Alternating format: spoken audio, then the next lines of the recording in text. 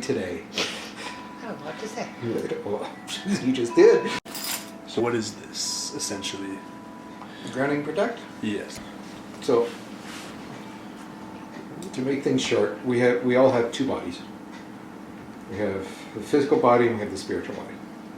So you can see the spiritual body by the little round marks around you. If you look at you in a mirror, you'll see the aura around you. You can see it on your fingers. That's your spiritual body. It's right on top of the physical body. So is that something you take with you? Oh yeah, it's after? you. So that's your soul. That's your soul.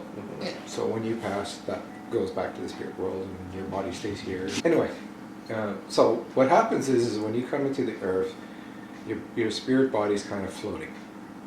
That's why sometimes we feel like we're out of sync or, like not feeling that great or whatever. So when you're going to see places that have spirits, you need to ground your body so that they can't attach to you.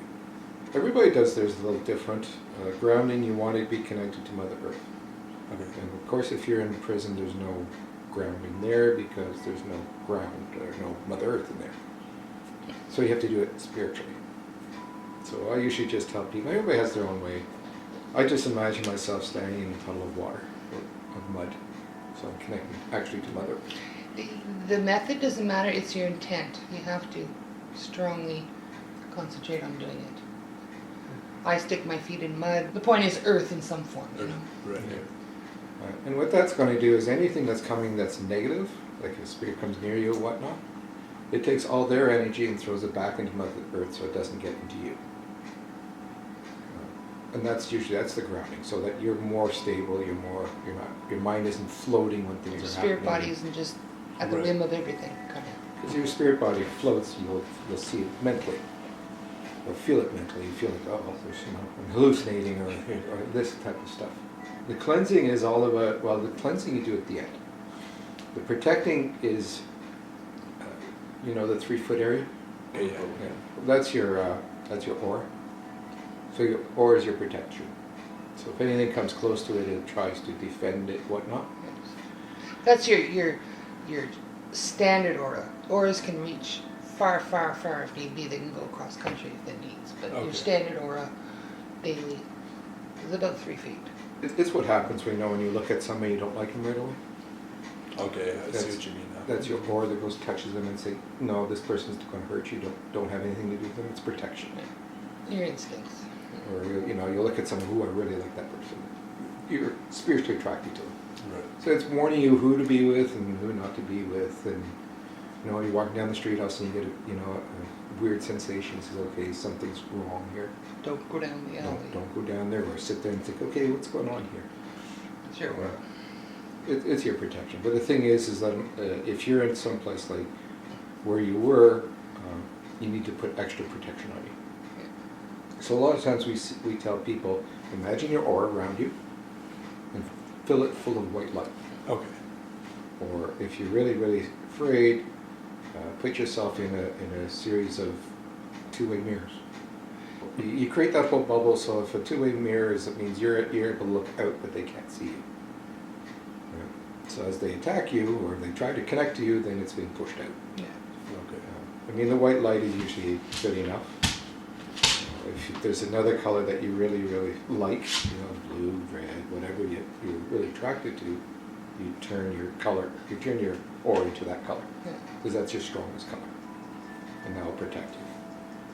The cleansing is if once you're done and you're out of the building and you feel the spirit's gone, the cleansing is basically to remove all that negativity off you, off that defense that you created. Or you've been around negative people live, you can use this as well. Yeah. So it'd be the same things. You look at somebody, I don't like you, but you're around them all night. Like at the party or whatever, and all of a sudden they're around you, and you're like, oh, you give me a headache, and it's a way of cleansing their energy away. And the way I do it, everybody does it, and you'll come up with your own ways. I just imagine myself being under a waterfall. It hits the top, and it goes through the aura, through my body, and then you watch it as it cleans everything. Water at the bottom of your feet will turn clear instead of being the mud. So all of a sudden it clears and says, okay, I've cleansed everything. So it's more a way of cleansing whatever you were through You may want Right. to do it before you do it, because you may be carrying something else as well, which adds to whatever is there. We always tell people, cleanse yourself first thing in the morning. Yeah, it should be done at least every day, or if you know you're going to run into someone, if you have a nasty old mother-in-law and you got to spend the day with her, well, you do this. Give you a little bit of protection. It's a lot of when you're doing like paranormal stuff where you're going to meet a lot of spirits that most will not attach to you. No, most are not evil. Most, if you get questionable ones, at worst they're angry. We have yet to see an evil one. Humans for a while. Most of them are angry. Like no poltergeists? Most of them are actually human beings that are creating that. Telekinesis. Yeah. Where you're, especially with females, especially hormonal females, different ages of their life, it's them actually creating that. So is that like an energy off, like that's coming off of them and causing that? Yeah. Yeah. That's their spirit body. Yeah. Spirit body has an awful lot of energy. I mean, I remember, wasn't there, but I remember a friend of mine 20 years ago where I was talking to her and they actually had this film in a store. Somebody talked, and she said she got really angry and she walked down the aisle, and as she's walking, the stuff behind her is falling off the shelves because she generated so much energy that it pulled everything towards her. Right, okay. And then it fell off the thing and it fell to the floor now. Sometimes if you're in places like you were in other houses, you may feel like you're being touched. Yeah. Or blowing your hair. But no, you'll feel like things touching you or touching your feet, or it's because they're using their energy to touch you. Right. So it's not an actual physical touch. They never physically touch you. Okay, so if essentially, let's say someone's not home and they leave a camera recording and there's stuff moving, how does that work? It's the spirit moving stuff. It's still like there. No, it could be a spirit too. Could be a spirit. Yeah. Spirits move stuff too. All the time. I mean. And they hide things. You have your keys here, and they will cover it so you don't see it. You're looking for 3 days, and you come back, it's exactly where you thought it was. I've heard they could actually take items, bring it into their dimension, and then return them back, essentially. Yeah. So that's basically the same thing. Yeah, Or they could that's how they move from room to room. Right. So they don't need to worry about getting it in through the wall. Yeah.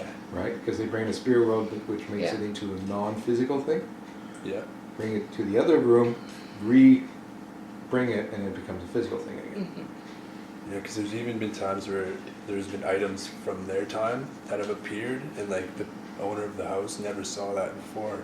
Is that a possibility too? Because I've heard of it. Yeah. Yeah. Spirits do very strange things, and they'll want you to know that they're there, or they'll wake you up at 3 o'clock in the morning. No, spirits can do whatever they want. The only thing is the more they do, the more energy they need to do it. Right. Right. So a lot of spirits tell me that they've only got so much energy to do physical things with you. Which is why you want to ground protect, because you don't want them using your energy. Held in properly. Grand Hotel. And I was being stupid. I was so busy with the planning of it and the dinner part, and he was doing his speech and all that. Didn't even occur to me to ground and cleanse protect. Anyway, so we started taking people on a tour, and I suddenly doubled over in pain, and right here it was like somebody just took a sledgehammer to me. And it was just so sore. And then of course we have Jean, Ryan Musso's grandmother there, took me aside and she's okay, calm down, and told me what to do. And so that they can even cause marks. Remember Shelley? Did investigation in Smith's Falls, and she had polio as a child, and she couldn't lift, she was a smoker, but she couldn't lift her arm more than this. Oh my God. The one arm. For years. Anyway, so we did this thing. There was a bunch of kids in spirit, and these spirit children really took a liking to her. So when we were done and we're outside, and she goes, grabs her lighter, puts a cigarette in her mouth, and lights her, and she's all excited about the footage we caught, and she's lighting it, and she's smoking it with this arm. She's going, wait a minute, like I can move my freaking arm. So they had given her healing, and she lifted her sleeve, and you could see all these children's finger marks. Do we have a picture of that? Somewhere. Maybe, but Anyways, you can see, because they were holding her sore arm, and they were giving her healing. You could see their finger marks. Lasted a couple of days there on her. So they can produce physical things on you, both good and bad. So now, with me going back into a location like the jail hostel, for instance, is there anything I should do to, like previously, prior to going in and investigating, other than grounding yourself? Yeah. I would ground yourself, and there's not a lot that you really need to do, other than talk to your spirit guide or angels or because you have your spirit guide behind you, then you have another older man behind you as well. So I don't know if that's a grandfather or somebody that passed away, but they're there to protect you as well. So a lot of times you do He means right now with you. Yeah. hey, your spirit guide's name is Mark. You say, hey, Mark, can you protect me? Or, hey, grandfather, can you protect me as well? And that's just asking them to say, can you be with me?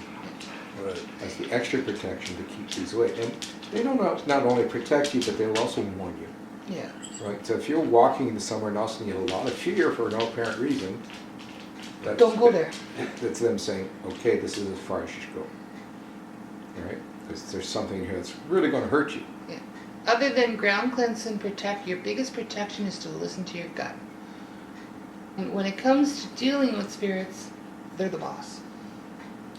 Wherever you go, if you're trying to capture them or work with them or talk to them, you have to imagine you're going into their home. So how would you act? Like you didn't come in here and put your feet on the table and say, oh, I don't like where that chair is, that moves, and you need to talk to me now. You don't do that with humans, so you don't do that with spirits. It's their domain. When we used to go, he would always ask, before we even reached the site, ask permission to the spirits. Can we go in there? Some would say yes, some would say no. If it was no, we packed the team up and we left. Sometimes it was just certain areas within the house where a spirit would say to him, no, I don't want you in the basement. Okay. One place where I went and somebody said, or a spirit said no. And I said, okay. Then all of a sudden I had 3 spirits say yes. Because he was just being cranky. Yeah. So it's like, oh, he's just like, ignore him. Come on in. We want you in here. Because a lot of them want you in there to give validation to other people that they are still around. But since you right now are not able to hear them clearly like he can, because he's a medium, you go with your first gut instinct. The other thing is you never antagonize them, insult them, try to force them. Want to tell them the story about Shelley and the farm? And the stupid journalist? We had, we were doing investigation in the farm, and the farm was almost like the jail. There's so much activity in there. It's burnt down. And one time we made a mistake. We decided to send people into different rooms. And one of the things we do is just sit there and we just listen. With our equipment. With our equipment, or we ask questions, or we just don't move. We just ask questions and just sit there and be quiet. And I'm sure you do the same thing. Or, Yeah. It's silent vigil, we call it. Normally we only allow the experienced ones to do it. So this time we were stupid. I mean, you don't have to say it out loud. You just say it in your mind, right? Yeah. So, sitting there in an empty room with nobody there and talking out loud, people are going, ooh, but in this case, we let a lady go down into another room, and then and Shelley went upstairs. And throughout the whole investigation, the spirit was saying, I don't want to talk about the baby. And we told everybody, do not ask about the baby. The lady went in and she started, oh, I want to know about the baby. Good. Finish it, because you're just going to interrupt all I the will words. anyways. It was very specific. We shouldn't even let her because she wasn't a medium or anything, but anyway, so she closes the door. We could hear her through the door. She sits down. She says, I want to talk about the baby. Knowing full well the spirit had already told us not to. So the door gently opens. So she gets up, she walks over, and she kind of sort of half slams the door closed again. She goes in, it's secure, sits on the couch again and says, I told you, I don't know about the baby, you tell me now.